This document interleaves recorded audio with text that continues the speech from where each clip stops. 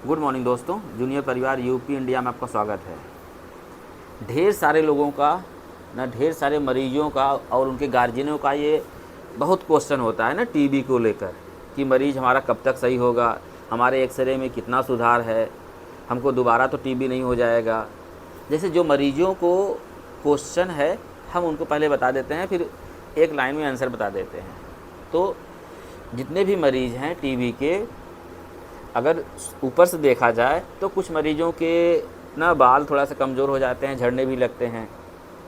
जो लोग दवाई खा रहे हैं टीबी की, एमडीआर की, तो उनका चेहरा थोड़ा सांवला हो जाता है ना। और बहुत लोगों को ठीक छाती में दर्द होता है, भारीपन रहता है, जब दूर तक चलते हैं तो हाफा छूटता है, मतलब सांस फूलती है, सीढ़ी पे चढ़ते हैं या कोई काम करते हैं या तेज़ी से दौड़ते हैं, कभी कभी खांसते वक्त ब्लड भी आ जाता है ना, लोग डर जाते हैं। ठीक, ये नॉर्मल बात है। बात समझिए, जिनको टीबी है, एमडीआर है, जो लंग की एनाटॉमी होती है बदल जाती है। और सुनिए, और थोड़ा सा नीचे जाइए ना, तो उनका मतलब जैसे कहते हैं इनडाइजेशन, मतलब जो खाना पीना खाते हैं बहुत लोगों को पचता ही नहीं, बहुत लोगों को उल्टी भी हो जाती है हमेशा, मतलब कि चक्कर जैसा आता रहता है ना, चक्कर जैसा लगता रहता है, सो के उठते हैं ऐसा होता है।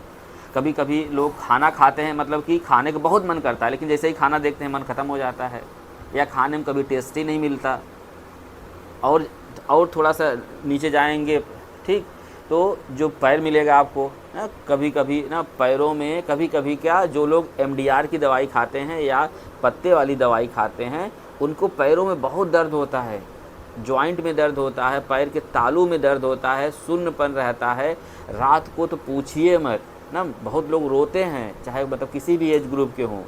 पैर में इतना ज़्यादा जलन है, झंझनाहट है, सुन्नपन है कि मतलब मरीज रो देता है। मतलब एक बहुत हिम्मती मरीज रो देता है। और होता किस लिए है? अगर किसी को शुगर है तो डायबिटिक न्यूरोपैथी होती है, नहीं तो जो दवाई खा रहा है टीबी वाला, उसका साइड इफ़ेक्ट है। साइड इफ़ेक्ट बोले तो कि ये ऐसा है कि इसको हम क्या कर सकते हैं, मिनिमाइज कर सकते हैं, और क्या नहीं कर सकते हैं, दवाई बंद नहीं कर सकते हैं। ठीक, तो बात ध्यान समझिए। अब जैसे ये सारी दिक्कतें हैं, इसके अलावा भी बहुत सारे मतलब कि पर्टिकुलर दिक्कत होते हैं मरीज को ना, तो सभी से मतलब सब लोग जानना चाहते हैं ना। और किसी को मान लीजिए, ये तो मान लीजिए छाती वाला टीबी हुआ, किसी को पेट की टीबी है ना, किसी को गांठ वाली टीबी है, किसी को बच्चेदानी की टीबी है, किसी को बोन टीबी है ना। तो सब लोगों के मन में बहुत क्वेश्चन है कि हम कब तक सही होंगे। अब सारे लोगों का यूट्यूब पर जवाब देना थोड़ा मुश्किल है, तो हम आज आप लोगों से एक निवेदन कर रहे हैं कि कमेंट में जो भी रेशियो मतलब कमेंट का आएगा, जिसमें ज़्यादा रहेगा, जो लोग जानना चाहते हैं, जिसके विषय में आप जानना चाहते हैं टीबी के बारे में, वो कमेंट करके बताइए। हम प्रयास करेंगे, जो कमेंट में ज़्यादा रहेगा उसको हम ना उस पर अच्छे से वीडियो बनाएंगे। थोड़ा अभी समय लगेगा ना, बेहतर अभी कुछ प्रयास, एक टीम लगी हुई है, एक स्टूडियो बना रही है कि आप लोगों को सारी चीज़ें विधिवत समझाया जाए। तो ये सब जो भी ना टीबी के रिगार्डिंग ना जो भी लक्षण हैं ना, साइन सिम्टम मिलते हैं या जो दवाइयों के कारण होता है, ये सब सारी बातें मिला जुला के सब सामान्य हैं। आपको लगता है कि पैर में जलन झंझनाहट कब ख़त्म हो जाएगा, तो ये धीरे धीरे, और आपके जो डॉक्टर होंगे, पर्सनल डॉक्टर होंगे, वो बताएंगे। और ढेर सारी चीज़ें हैं। सबसे अच्छी बात यह है कि टीबी कितनी स्ट्रॉन्ग दवाइयाँ हैं। अगर सब आप अच्छे से कोर्स करेंगे, टाइमली डॉक्टर से मिलेंगे, जो NTEP की गाइडलाइन है फॉलो करेंगे, तो 99% मरीज़ सही हो जाते हैं।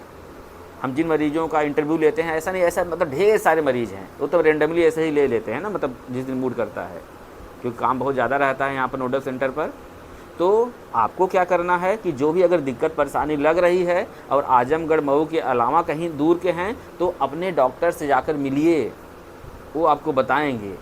और जो दिक्कतें ये सब होती हैं, आप लोग, ये बीमारी बहुत धैर्य वाली है, बहुत धीरज वाली है, बहुत शांति वाली है। अगर आपके अंदर सहनशीलता नहीं है ना, कुछ चीज़ों को बर्दाश्त करने की आदत नहीं है, थोड़ी सी दिक्कत होती है, वहाँ डॉक्टर, उसके डॉक्टर वहाँ ऐसे करेंगे तो नहीं सही हो पाएगा। एकदम समझ लीजिए इस बीमारी के बारे में। जो भी टीबी के डॉक्टर हैं ना, जो ना प्राथमिक जहाँ से आप दिखा रहे हैं, आप उनको दिखाइए, डॉक्टर समझता है, जो टीबी के स्पेशल डॉक्टर हैं वो समझते हैं आपको ये दिक्कत हो रही क्यों हो रही है। क्योंकि आप जैसे ही इधर उधर भागेंगे तो मतलब जो टीबी बारे में जैसे स्पेशलिस्ट होते हैं ना, हो जैसे कोई बच्चे का स्पेशलिस्ट है, कोई हड्डी का है ना, कोई चमड़ी का, कोई ना महिला रोग विशेषज्ञ है ना, कोई बाल वाला है, कोई स्किन वाला है, तो ऐसे ये टीबी के भी जो डॉक्टर होते हैं वो समझते हैं किस दवाई से कितना प्रभाव पड़ रहा है और कब तक कंट्रोल हो जाएगा, मरीज कितना सही होगा। तो आप अपने डॉक्टर को दिखाइए। और ये जो सारी दिक्कतें होती हैं आप ध्यान से समझिए ना कि टीबी का कोर्स इतना दिन क्यों चला, कोई 6 महीने का, 9 महीने का, कोई 11 महीने का, 18 महीने का, 20 महीने का क्यों चलता है। इसीलिए चलता है कि जो टीबी की बैक्टीरिया होती हैं शरीर में सारी जगह घूमती रहती हैं ना, मतलब घूमने का मतलब है कि वो फैलाव भी हो सकता है उनका, तो उसकी जो बैक्टीरिया है, जो म्यूटेंट स्टेज है, उसको मारने में बड़ी दिक्कत होती है। तो पकड़ पकड़ के मारना इतनी सारी बैक्टीरिया को ना, सारा पूरा जड़ से ख़त्म कर देने के लिए टीबी ना कि जो कोर्स इतना बनाया गया है। अगर बात समझ में आई कि कोर्स इतना लंबा क्यों चलता है, क्योंकि टीबी की बैक्टीरिया धीरे धीरे मरती है, टाइम लगता है उसमें, और जो टीबी से रिलेटेड जो भी दिक्कत परेशानी होगी उसमें भी टाइम लगेगा। एक आज का रील नहीं चलता है कि कौन नीरज कौन चलता है, टाइम लगेगा, ऊपर से बोलता है ना कि क्या ना भगवान हमको हमारी मेरा ना ब्याह कब होगा या हमारी झंझट, तो उसमें बोलता है ऊपर से ना कि टाइम लगेगा। ये रील देखते ही होंगे, अब पक्का आशा है पूरी बात देखे होंगे, तो इस रील को दोबारा देखिए ना, टाइम लगेगा। बहुत बहुत धन्यवाद।